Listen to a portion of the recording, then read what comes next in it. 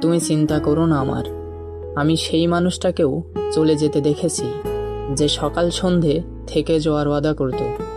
আমি তাকেও ছেড়ে এসেছি তার পৃথিবীতে, যে একদিন নিজে এসেছিল আমার বাড়িতে।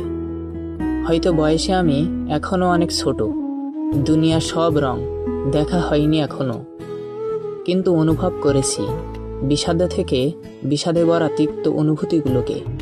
দেখেছি সময়ের সাথে সবাইকে বদলে যেতে, প্রয়োজনের সময় প্রিয়জনদের নিখোঁজ হতে, অবহেলার পর মূল্য দিতে, কষ্ট দেওয়ার পর সান্ত্বনা দিতে, চোখের সামনে প্রিয় মানুষটাকে অন্য কারোর হয়ে যেতে। তাই বলছি, তুমি চিন্তা করো না আমার।